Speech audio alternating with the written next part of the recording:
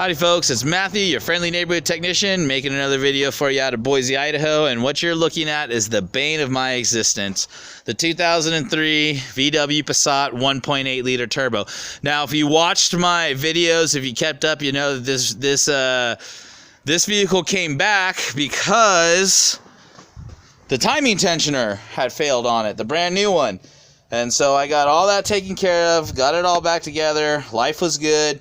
Got it up and running again, and next thing I know, we still have weird check engine lights that are coming back on that aren't supposed to come back on.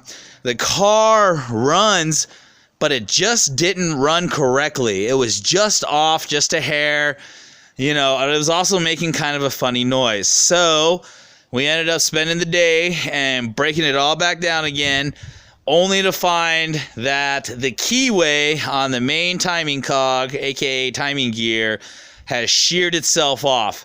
And I'm going to show you that here in just a second. It's basically a needle in a haystack, and I've been fighting this car now for a while, and it's funny, but it's not funny because the owner today, I was hoping to deliver it to him, and the owner today sends me a text message and says, I hope the VW doesn't throw a temper tantrum. Well, the VW threw a temper tantrum. So let's look and see what we have.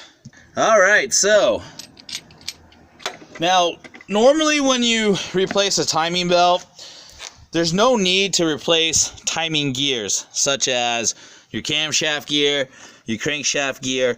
I really don't even remove them. I mean, unless they just look terribly in bad shape or anything like that, it's just not something you replace. If you're doing timing chains, you replace the gears, but not on belts. So there's no reason for this gear to be pulled off during a timing job. You just don't mess with it. No point at all. So that's probably, I mean, that's the only explanation that I can give as to why we did not find this before and as to why this surprised us. But I guarantee you what's going on here is the reason why this car has just been giving us problems and not running correctly and all that other stuff. So here we go. If you notice, there's a piece of this keyway on this crankshaft right here. This has been sheared off. You see that right there? So that's been sheared off. Now let's look at the timing cog. And I really don't like the way VW has done this. You can see that the keyway is actually part of the timing cog. It's stamped, it's forged, it's made like that. And this is just broken off right here. And upon breaking off, it took a chunk of the keyway out here. So what does that mean? That means that this cog has been traveling back and forth, back and forth. Now, when I got called back to let me know that it just wasn't running right and it was making a noise, I looked down in here and I thought I saw this main harmonic balancer flipping and flopping around as well. That would have been about after 180 miles worth of driving that happened. And so there you go, man. There's that. I don't know what to tell you. It happens. There's really not too much of an explanation as to why that would happen.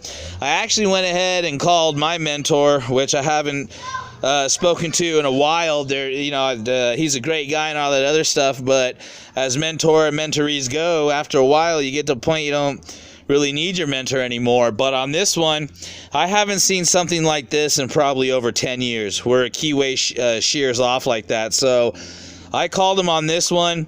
We came out and looked at it. We went over everything. And I mean, the only answer we can come up with as to why this happened is luck of the draw.